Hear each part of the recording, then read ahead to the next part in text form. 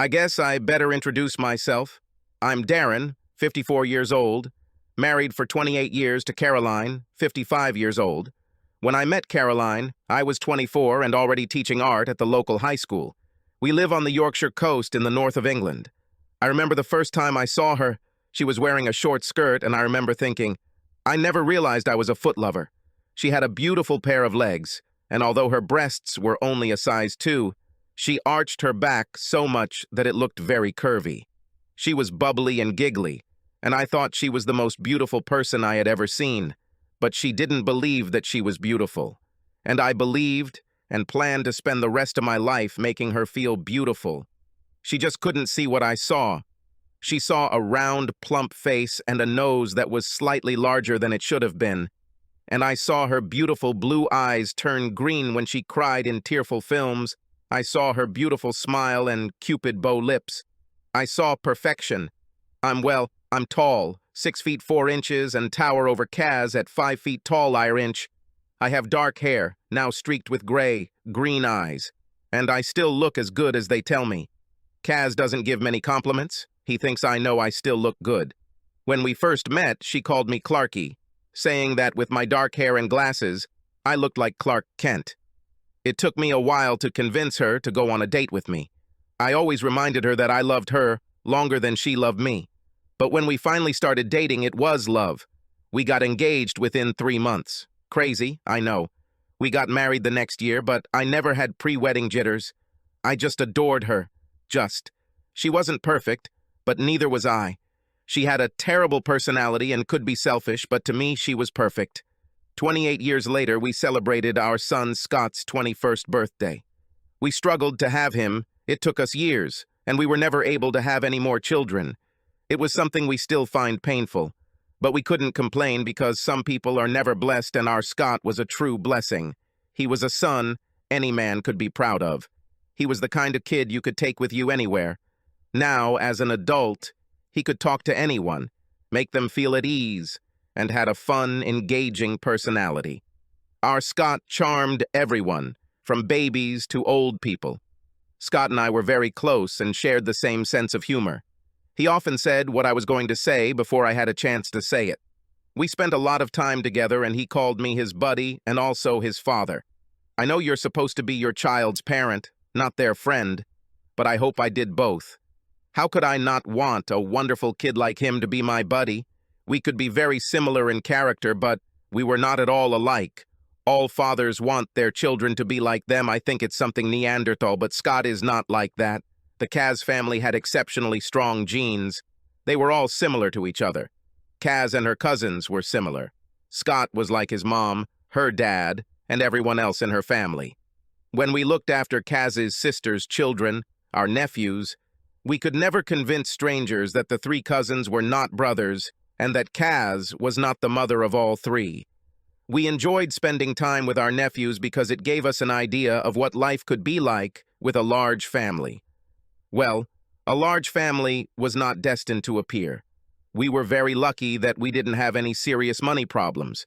We loved spending time together. Kaz and I could never understand those couples who spent weekends apart. We often watched our neighbors take turns going out with friends, while the other one looked after the children. We loved spending time together. We were just that kind of couple. I still love her as much as before and find her very attractive. She definitely doesn't look her age. We both looked like a couple in their 40s rather than 50. This is helped by Kaz's hair, which still has no gray in it. This is another family trait, as her father was the same. Their hair fades to a softer shade rather than turning gray or white. The only blemish on our marriage in recent years has been a somewhat faded bedroom. We have always had a very active sex life. Kaz had only had one boyfriend before me, and although she wasn't a virgin when we met, she was quite inexperienced. I was, however, quite busy at university, and Kaz was very receptive and surprised that I was sharing my skills with her. In recent years, as Kaz went through menopause, she lost all interest in sex. Soon, any sexual contact became rare. This was very frustrating for me and caused some frustration in our marriage. I guess it made me feel less of a man and less attractive. Kaz showed her legendary personality whenever I tried to broach the subject, and I found it so difficult because not only did I still find her very attractive, but I still had a pretty teenage libido. Regardless, I loved her so much that, albeit reluctantly, I learned to live with it. It hurt, but I had no intention of moving beyond the marriage. Loyalty and trust were important to me. One day I had a senior colleague, Trevor. He was about 50 years old at the time and recently divorced. He got very drunk at a corporate party, and I was assigned to accompany him home. Home now was a rather bare little apartment, and over a cup of coffee he told me his story. He loved his wife very much, but when he began to suffer from erectile dysfunction, she decided to satisfy her needs elsewhere. She looked at it as something completely separate from their love marriage and seemed shocked that Trevor had divorced her. Trevor's ex-wife now lives alone in another apartment, still shocked that her lack of fidelity to her husband could lead to her new life. The sad thing is that later a simple change of blood pressure medication solved all of Trevor's problems in this area. Too late for his first marriage, but just in time for his second, which provided him with a very happy old age. I could never change Kaz just to satisfy my sexual needs. My beautiful Kaz has given me a wonderful son, a home and memories. I had to embrace this new phase in our lives with love. One of the things Scott and I shared was a love of genealogy. We were very excited to find out we were related to royalty. Yes, my great-grandfather in the 30th generation was a king.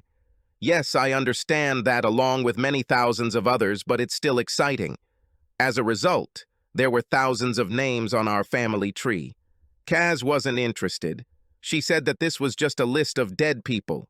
We tried to interest her, but she didn't care. When I got a DNA kit a few years ago, I offered to buy her one, but she had one of her legendary tantrums. She was categorically against it, saying that they would know everything about me. It was not entirely clear to me who they were, this big brother, and what they were going to do with this information about a fairly ordinary high school teacher. Either way, I've come to terms with it. It just became my thing, and it was great to have a separate interest for once. Anyway, several years later, Scott and I still occasionally looked at the Ancestry site, especially after an interesting post appeared there. After we realized that we were not going to look for more prominent relatives, our interest waned slightly. Scott loved checking out my DNA matches from around the world, which often appeared as more people joined the site. I believe it was my Irish heritage that provided the matches around the world as many people dispersed after the potato famine. So I decided that as an extra gift for Scott's 21st birthday, I would purchase an Ancestry DNA testing kit. The fact that it was on special offer probably also helped.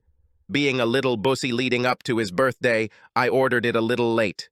When he came, a few days after his birthday, we quickly made it, and I sent him to school. I didn't tell his mother about this, because I knew her attitude towards such things. Anyway, it was one of my shared hobbies with Scott. I certainly didn't want her to start the whole they and big brother thing again, who would now be watching Scott as well. Toe and I came home one evening a few days later and found that my life as I knew it was over. I couldn't have been more shocked. Kaz cried on the sofa in the conservatory. She cried as if her heart was truly broken. My first thought was to ask who died. I rushed to her and hugged her. For a while she could not speak, and I just hugged her, begging her to tell me what happened. She eventually managed to slip in that she was discussing paper recycling in a container and saw a cardboard box that contained a DNA testing kit. At this point, I felt a little sick. It was a serious reaction, even for Kaz. I started to panic, and it felt like my stomach had dropped to the floor. I could barely comprehend what she said. Scott is yours, Darren. He is yours. You are his father, but I got pregnant from someone else. I did it for us. I swear. Silence seemed to envelop me for a second, until I found myself pounding. Eventually, I calmed down enough to turn to her and shout, "For us?" "Yes, so that we can become a family," she said quietly. And then the old Kaz returned and shouted back, It was a long time ago, Darren. I knew I couldn't talk to her calmly. I was too angry. But I just couldn't leave until I knew more. You heard what the doctor said, Kaz? You heard him say that there's nothing wrong with either of us. There is no reason why we couldn't have a child. My swimmers may not have been Olympic champions, but they were pretty average and could get the job done. There's nothing wrong with you either. I know one of your ovaries wasn't working at full capacity, but the other one was fine. That's why they didn't intervene earlier. We just needed time. I didn't have much time, Darren. I wasn't okay. I kept thinking about what the doctor said about my ovary. I thought if I had stronger material, it would counteract my decreased fertility. So the Clark Kent material wasn't good enough for you. You decided you needed Superman to do it with his superhuman stuff. And where did you find it? She looked at me in shock. Where? I shouted. It was Angus, she said quietly. I don't actually remember leaving the house. Logically, I understand that I had to go through 2 rooms and a corridor to leave the house, but I have no memory of this. I remember that if I had not come out at that moment, I might have done something that I might later regret. I drove out of the house with tires squealing and eventually stopped on a quiet part of the embankment. During the off-season, it was almost deserted. Angus, my best friend, our best man and closest brother in the world, she might as well have stabbed me. Angus and I have been friends since we first met at the age of 18 at university. Both received degrees in art. I took up teaching, and he took up restoration of works of art. Everywhere we went in college, people thought we were brothers, not roommates. We were the same build and skin color, although my eyes were a paler green than his. He was a couple of centimeters shorter than me. We lived in the same room, so I also knew that he was 2 or 5 centimeters shorter than me in other faculties. Why did I think about this? Typical man. I now took some small comfort from this realization, I suppose. We were best friends, inseparable at university. He was my best man, and later, I became his. Kaz and Angus only met a couple of weeks before their wedding, as he lived in France for a year, working in a gallery and honing his restoration skills. Kaz laughed when she met him, saying that we must have come from the same pod. He was very happy when he came to the wedding 2 weeks later, as he had met Kate a few days before. Later, she became his wife. He really did fall hard in love, much like I fell in love with Kaz. See, I told you how similar we were. He was at home visiting his parents on the Lancashire coast and met Kate at their church. His and Kate's parents belonged to what I called the Happy Applause Born Again church. He was a member of the church, but of course, he didn't make a problem of it in the student union bar. However, he was a member of the Christian Union, and I knew that he was a virgin and intended to remain so until marriage. When he later married Kate, I know they were both virgins. I knew he was worried about it on the morning of the wedding, so I tried to reassure him. Anxiety and virginity don't make for a fulfilling wedding night, I guess. In any case, at the wedding, everyone in her family decided that I was his brother, and not his 3 real brothers who were also there since I was the most like him. I was an only child, so that connection with Angus was very important to me. I treasured her. He truly was my closest brother and friend for 37 years. I loved him. Kate and Angus had 4 children, 3 girls, Rachel, Ruth, and Rian, before we had Scott. 6 months after Scott was born, they welcomed a boy, Jake. Having an only child, I enjoyed being Darren's uncle, both to that time and to Kaz's 2 nephews. Although they lived on the opposite coast from us, it was only a few hours away, so we tried to visit them since we only had 1 child to transport. Scott loved being part of this big family, and every 2 months or so we would get together for holidays and vacations. Jake and Scott were also best friends. Both, like me, loved everything related to transport.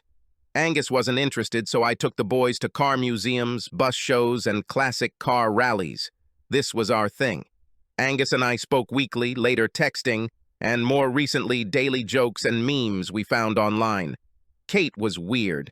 I really liked her and I could always make her laugh, but sometimes she seemed a little fragile and inflexible to me. Because of their religious beliefs, Harry Potter and Halloween were banned. She insisted that Angus be more involved in the church. Sometimes I thought she was a little hard on Angus when it came to the children. On his 40th birthday, she even lost her temper before the party because of some trifle. After the party, we returned home a day early. You see, I wanted to protect him, but I knew better than to come between husband and wife. But she realized that it bothered me and said that she could afford to shout at him in front of me since I knew what he was like. Everyone else always thinks he's perfect, but you and I are the only ones who know him from top to toe. Sitting in the car alone, I realized that I didn't know my older friend at all. In fact, I didn't have a single old friend. The two people I trusted most in the world betrayed me, and all I have left is Scott. But what if he doesn't need me either? I immediately texted Scott. I needed to see him before he saw Kaz. I needed to tell him that no matter what happens, he will always be my son, and nothing will ever change that. I could only hope that he would feel the same way about me. We managed to buy several apartments, and he lived in one of them. When he first saw me approaching his small apartment, he became alarmed and immediately said, "God, Dad, you look terrible. Are you sick?" Coming up to me to hug me, he pulled away. "Are you sick? You stink. What's happening?" I repeated what happened as best I could and said I always wanted to be his dad before breaking into tears. He took my face in his hands as if I were a child and he was a father and said, "You are the best father, my only father." I don't even want to know who this other guy was. I don't need to know this. He doesn't mean anything to me. It doesn't matter. I don't want to ever meet him. He must have seen me wince at these, as it seemed to him, encouraging words. I've already met him, haven't I, Dad? I can see it in your face. I could only nod. Who is he? Uncle Angus. Crap! I'm going to kill him. Stay here. I'll talk to Mom. I washed my face as best I could. Now I needed to be strong for him. I couldn't shake the feeling that just a few hours ago, my life seemed almost perfect. Now it was all a lie. Every foundation on which I had built my life had crumbled, except my love for Scott. After my shower, I put on some sweatpants and Scott's t-shirt. They were a little tight, but I knew he wouldn't mind. He returned in less than an hour, boiling. He also had a small bag of my clothes. I told her that you will stay here for the night, and tomorrow before 1 o'clock in the afternoon she must pack her things. She can move here and we can move home. Why shouldn't you be in your own bed just because she wanted to get into someone else's? I won't leave her alone with her father and how I feel about her at the moment. I doubt I'll be talking to her anytime soon. What else did she say, son? She said that she loves you and that we will get through this as a family. She's delusional, Dad. Gone mad. You know that I can never forgive her, don't you? I don't care that it was just one time and because she was desperate. She deceived me and lied to me every day for 20 years. I can't forgive this. You need to talk to her yourself, Dad. Although I don't think anything is happening now. From what she said, it wasn't just a one-time thing. I already gave her a spare key, so tomorrow after school you can just go home as usual. I'll meet you there. You can go to work tomorrow, right? Probably not, but it's a school day before half-term, so I can handle it. It's very frowned upon there for you to be sick or anything else the day before we leave for the holidays. They think we are faking it for cheap flights. Scott handed me the bag and said, "Dad, I think I have everything you need here. Take the rest from me." Mom reluctantly allowed me to take some things, but I left her no choice. I'm sorry I won't be here when you get up, Dad. It's very early for me to get up, but I'm just a phone call away. We will get through this, and I will be with you every step of the way. I was so proud of this young man. I looked at him and said quietly, "It's me who has to support you. That's my job. Dad, you always took care of me, and now it's my turn to take care of you." I won't lie. I'm shocked and very angry. The only difference is that I personally didn't lose anything. I still have you, and my mother is there if I choose to accept her. This is my decision, and I don't know what it will be yet. I haven't lost anything, but you have. I promise you, you will never lose me. See what I told you? How can you not love this child? To my surprise, I managed to get some sleep. I heard Scott leave the house around 4 in the morning. I knew it would be early, but I didn't think it would be this early. I managed at school, but only just barely. I didn't learn anything from the training course, and when I was asked a question, I had to excuse myself. I got away with it, but during a tea break, my closest colleague Graham asked if I was okay. I told him I thought I had a migraine, and he agreed I didn't look well. We finished by 4 p.m., and I wandered around the nearby supermarket for a bit. I didn't want to come home and find Kaz still there. At 5:15 p.m., I turned toward the house, only to find Kaz's car parked in her usual spot. Great. I almost turned back again, feeling that the imaginary migraine would soon become reality. Well, I guess sooner or later I'll have to find out the truth. Better to get this over with. Kaz greeted me with a smile. "I didn't expect you to be here," I said quietly. "I know. I promised Scott, but I wanted to. No, I needed to talk to you first." "Yes, but you have already proven that your promises mean little. Just let me explain everything, and then I'll go to Scott, I promise." "I understand that you were in terrible shock, but I have to explain everything.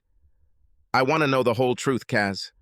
I can't promise that it will change anything, but I swear, if I find out that you missed something, I will never talk to you again." "Have you spoken to Angus?" asked Kaz. "Why should I talk to him?" "Well, I just wanted you to know that I didn't tell him that you knew. I wanted to talk to you first." "Thank you.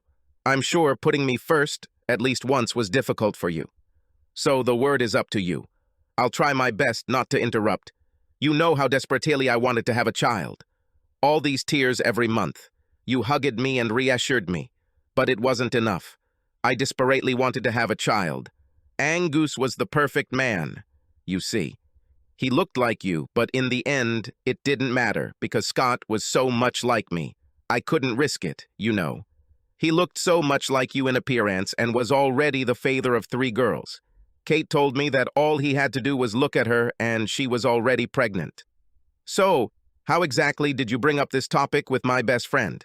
"Hi, Angus. It looks like your oldest and dearest friend is not up to the task when it comes to impregnating me. You are tried and tested in the business of creating children. Would you like to try?" "Darren, no, it wasn't like that. He knew you felt like you were letting me down. I knew how much you were suffering. He agreed to help us only for your sake. I just wanted to help." "So help my wife, you mean?" "No, it wasn't like that. He was only going to be a donor. When we first met in a hotel, it certainly wasn't intimate. We were going to use a medical syringe. That was the plan. He went to the bathroom, took a shower, and did his business. He said that being in the shower helps. Then I'll go to the door, and he'll hand me his things and promise not to enter the room until I come to my senses. We would see less of each other's bodies than we had seen many times before on the beach or in the pool. It felt strange and very sterile. I began to doubt that this was the way I wanted to conceive a child for us. I remained lying on the bed, but took off my panties so that I could do it as quickly as possible when he was ready. But he couldn't do it. Nothing worked out. He came out wrapped in a towel. He needed something to excite him. I simply could not miss this opportunity to get pregnant. You probably understand this? No, I don't understand, Kaz. I really don't understand. So I lifted my skirt and showed it to him. "I'm really sorry. I thought that if I didn't see his face, I could pretend it was you, and then everything will be okay. But it wasn't normal, Darren. It was terrible. Worst sexual experience of my life. He was smaller than you, naturally. He was useless. He just didn't seem to know what to do. How he was able to conceive 3 children is beyond me. He has nothing in common with you." After we finished, he sat on the edge of the bed and cried. I thought it was guilt for what we did. Guilt for you. I hugged him to tell him it was okay, and he kissed me on the cheek and said, "It was the best thing in my life. I never knew it could be like this. So good. Thank you."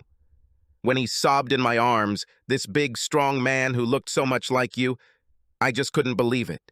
Did he think it was good? He thanked me for my worst fuck ever.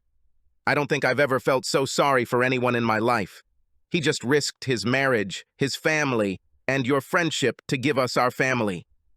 I was indebted to him, and then I decided to thank him properly. I didn't plan this. It just happened at that moment. It had nothing to do with you or me. It was something separate. I didn't love him or care about him. It was a mixture of gratitude and pity for him. He had the family we so desperately wanted, but he didn't have the love we had. He really didn't know anything. So now we've moved on to sex out of pity? I guess you could say that if you want to be rude. I continued to hug him, rock him, and his head dropped to my chest. Then I started teaching him about sex, just like you taught me. The only difference was that you taught me how to make love. It was just sex, the mechanics of good sex. There was no love, honestly. Yes, I did things for him that he had never experienced with Katie, and I enjoyed his pleasure, as you often did with me. But it wasn't about me. It was about him. I've never done anything for him that I haven't done with you. How reassuring. I was always convinced of this. When we met, I came home and made love to you. I couldn't bear the thought of you missing out on something. In those days, it was always the same for you. But I didn't have the same experience, did I? I had sloppy seconds. He still had a faithful wife, and I had a traitor. This time I made it to the sink as I started to choke. Trying to pull myself together, I splashed cold water on my face and turned to ask her another question. At that moment, I noticed Scott at the door with a phone in his hand. He put a finger to his lips and slowly backed away from the doorway. I didn't know how much he needed to hear this, but I trusted that he would do the right thing. Kaz, I bet you had a good laugh at my expense, humiliating me. No, Darren, no, we never did that. We both loved you so much. It was actually easier if we never talked about you when we were dating. I told Angus in advance that if he asked to compare sex with him or with you, he would always lose, so he never went back to it. So Scott was right? So this continued? Was this not just a one-time incident? Kaz looked at me. Would that change anything? I shook my head. Yes, it lasted, although not for long. I got pregnant that very first time. I felt it. I just knew.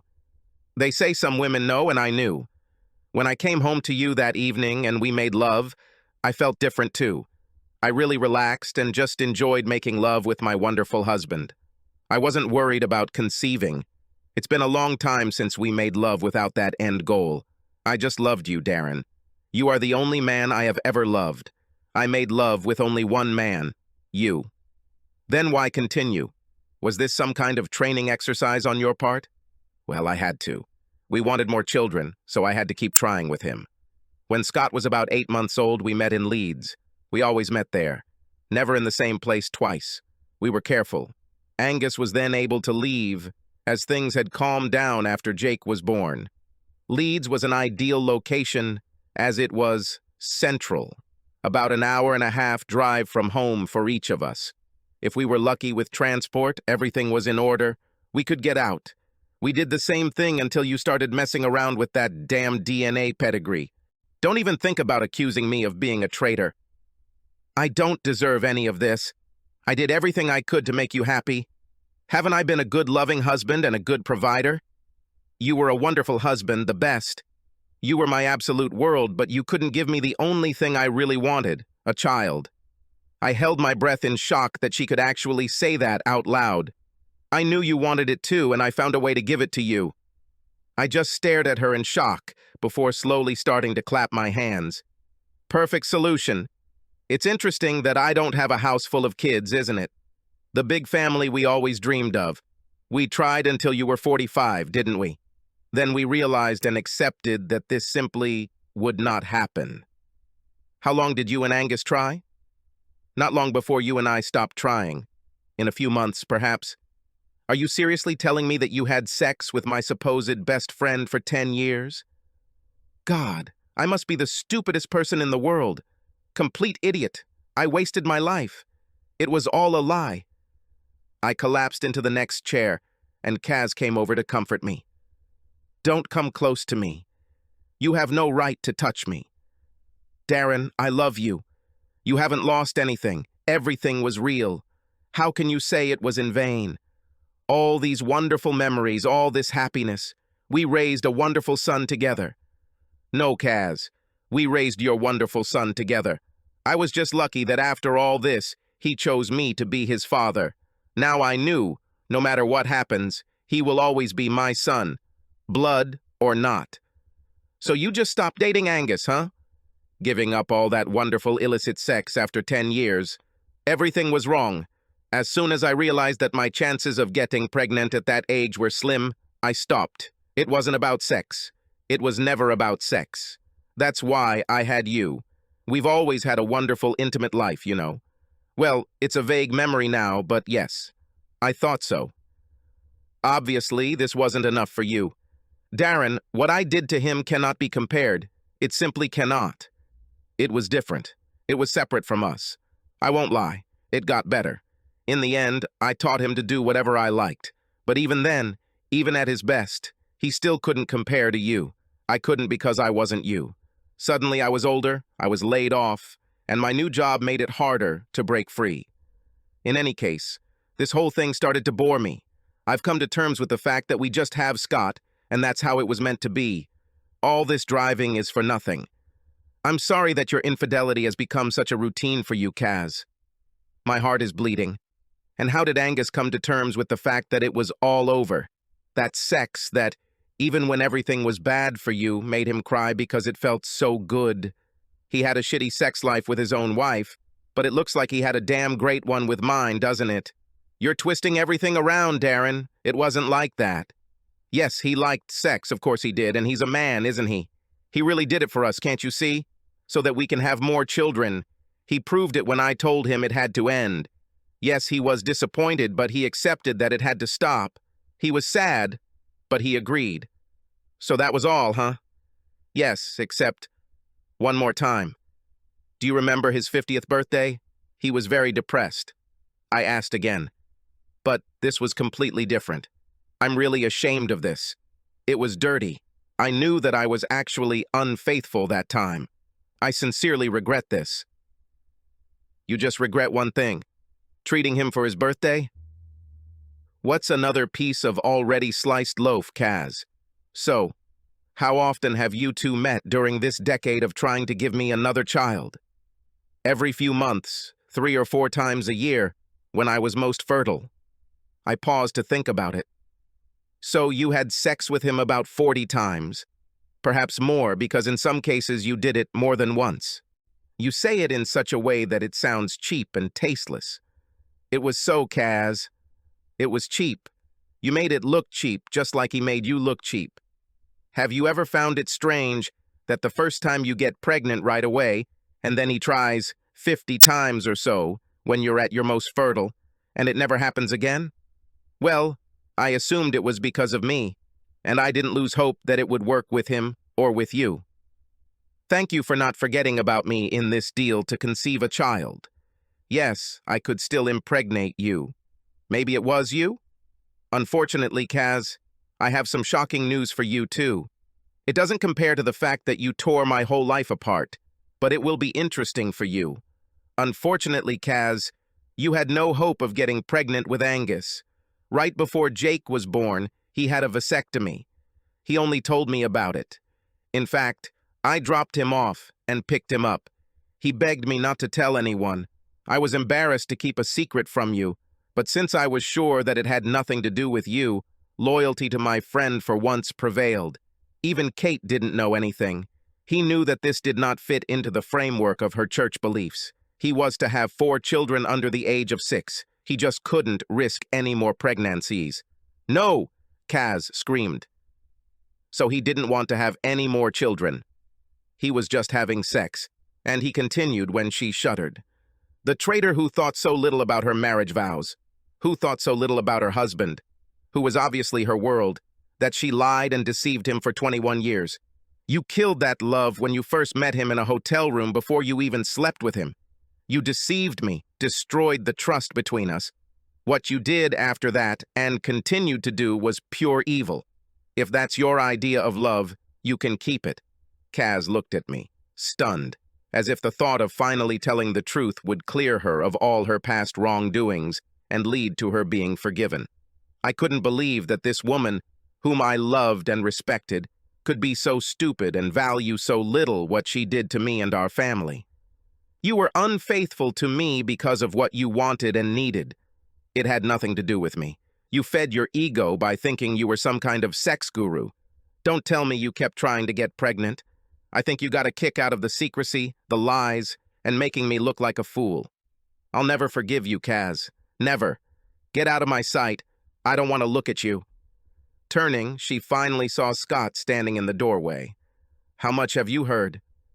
Enough to know that my mother is a selfish bitch. Scott, please, she whimpered. No, before you go, you need to hear this. Today I visited your lover. I left very early. I didn't expect to stay so long. I didn't think it was fair that he could destroy our family and go unpunished. I also wanted to tell him that I would never see him again and make sure he knew that I have the same father, and his name is Darren. He looked a little shocked when he saw me come to breakfast. He worried that this was bad news. For him, it was like that. By the way, Mom, Aunt Kate really wants to talk to you. She seems very unhappy with you. This was before she knew the whole story. Luckily, she will be able to listen to most of your confession to Dad, as I thought it would be wise to write down everything you said for her. I was sure that she would want to listen too. Kaz just watched, stunned, as Scott continued his tirade. At least you were honest in the end. Angus decided to try to lie. Allegedly, I was given an injection, but he was only trying to help. There was no sex. I told Aunt Kate that I didn't think that was true. Ryan looked the most upset. It turned out that she had been in love with me for years. And to be honest, I felt the same way. Thank God we never did anything. Then he turned to me. Dad, I also took the liberty of hitting your ex-best friend in the face. Pretty hard. Just one hit, but I did it for you, Dad. Knew you couldn't risk assault charges and losing your job. I think I'm safe since he won't dare tell on me, especially since I'm sure Aunt Kate did a lot more damage by kneeing him in the balls. He turned to his mother again. Are you still here? At least you have a place to stay tonight. Angus is probably already in a cheap hotel. Kate kicked him out. I gave her your apartment address. I would look forward to her visit. I knew I would never be able to get over the betrayal. She was always on my team, we were one, and realizing that she wasn't on my side broke my heart. The sexual part of the affair was bad and enough to end us. But what really broke me was the thought of him holding her, stroking her hair, telling her she was beautiful. Affectionate and intimate moments that I felt were just a part of us, that were part of a special magic that only we shared. It was these thoughts that kept me up at night over the next few weeks as I began to face my new reality. I felt like I could never consider myself good enough again. She chose someone else to give her the precious gift that I wanted so much to give her, but was too selfish to take the time to give to me. I trusted her with my life, and losing that trust changed me in ways I could never have imagined. When I thought about how much they had been together, I thought about how little we had been together in the last few years. Clearly, Kaz had decided that her sex life was over. She made this decision, like so many others, without thinking about my needs or feelings in this scenario. The thought was ridiculous, but I kept thinking that if her sex life and desire eventually dried up, what a shame that she spent so much on him.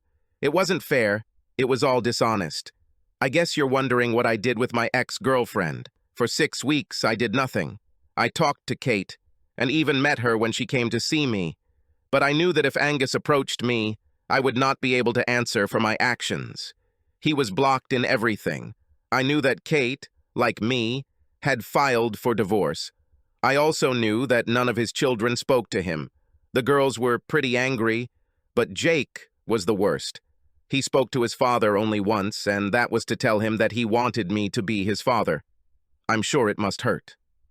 Okay. Each of the children contacted me in one way or another to make sure I was okay. I was worried about Rain as she was taking it the hardest. I think her feelings for Scott were stronger than she thought, and the fact that they shared DNA shocked her. Kate and I had a long conversation. She loved Angus, but found him very demanding. She said she felt like he was just another child to take care of, and his selfishness at home, alone, was shocking.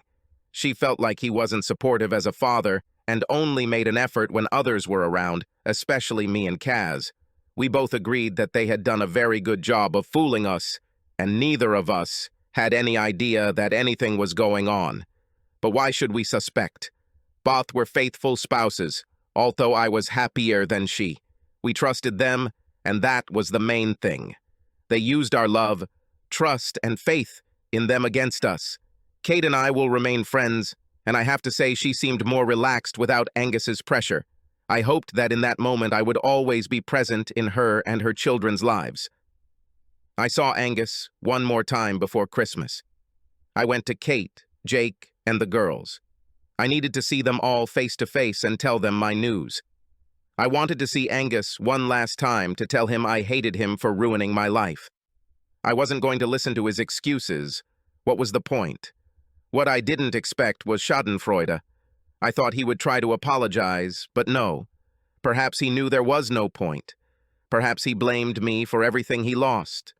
In the end, he got away with everything until I revealed the truth. So I slept with your wife and gave her the only thing she really wanted, a child. I can't change anything. I can't say anything in my defense, and what's the point? I know you hate me and I don't blame you, but I don't regret it. It is believed that when you are on your deathbed, you wish you had more sex. Well, the only good sex I had was with Kaz. No, I didn't love Kaz. It was your job. But I loved sex. I loved the way she made me feel. I know I had to lie to her to keep it going. Even now, alone in this hole, it was worth it. Even hurting you, my oldest friend, was worth it. Knowing that Scott is mine is worth it too. When he finished, I just showed him my phone. I showed him the message that had arrived in my mailbox the day before from the pedigree company. It said Scott was my son. It was the best Christmas present of my life. I think this was the best gift for Scott and Ryan. 5 years later, my life has changed in ways I could never have imagined. Kaz and I, of course, divorced. Although now I can be in the same room with her if necessary, I avoid it. After her confession, we never had a full conversation. What's the point of this? She tried to come to school to see me several times, but I soon put an end to this by quickly filing a restraining order. She thought that once I found out that Scott was really mine, there would be a chance for us to reconcile. It turned out that she knew me as little as I knew her. We communicated through lawyers until the divorce became final. I kept the house, and Kaz kept 2 apartments, bought together. Their cost was equal to the cost of the house, and thus she could earn additional income by renting out 1 apartment. The 3rd apartment was supposed to be sold, and we would split the proceeds. But in the end, we agreed through lawyers that we would give this apartment to Scott. I think we were both happy about it. Scott moved into this apartment, and Jake lived with me as my surrogate son for a while he was in graduate school. I didn't deal with loneliness very well, so I was grateful for his company. Scott and I are still very close. He loves his mom, and she is still in his life. He may love her, but I'm afraid he doesn't like her very much. He feels very well that she cheated on him and our family just as much as she cheated on me. She lives alone, claims he doesn't go on dates. I guess it's not easy to go there when you don't want to have sex. Maybe over time she will find someone to talk to or get a cat. Eventually, Angus moved to Spain. Ruth is the only child who visited him. She said he was full of self-pity and drank too much. He seems very bitter about how things have turned out for him. Apparently all that sex wasn't worth it after all. Okay.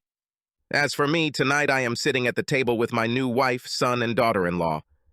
I hold the most gorgeous granddaughter that ever lived on my lap, and we eat.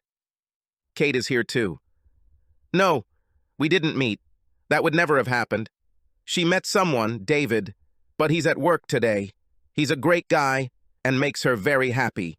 Kate is here not only because she now holds the title of my oldest friend, but also because we share a granddaughter, Lucy. Ryan and Scott got married very quietly a couple of years ago. As soon as they found out that they could be together, they did not waste time admitting their true feelings. They married quietly, partly because they wanted it, but also because Ryan had become distant from Angus and refused to have anything to do with Kaz. I'm embarrassed to admit it, but it gives me great pleasure. Ryan doesn't mind Lucy seeing her grandmother when Scott arrives, but she will never be welcome in their home and will never allow her to look after Lucy alone. The real joy in my life is my wife Abigail. It was when I was at my lowest and unsure of myself that she came along and helped me feel better. She worked as a part-time teacher at the school, and we immediately hit it off. We fell in love very quickly, and I soon rediscovered the joys of making love to a man who wants you as much as you want him. We got married 18 months later and are very happy. We enjoy living in retirement. Abigail is widowed and has no children, so she believes that the sun rises and sets with little Lucy. She admits that she never thought she would experience the love of a child and be called Granny. She is very happy that she can share her life with her. Scott tells me that Kaz is very bitter that Abigail gets to enjoy her retirement with her husband, her son, and her granddaughter. As Scott said, whose fault is it, Mom? Definitely not Abigail, definitely not my father's, and definitely not mine. You can't argue with that. Subscribe to our channel so that your second chaff doesn't cheat on you, and go ahead and listen to the next story, because this story is nothing compared to the next one. If you're under 18, don't even think about listening to the next one.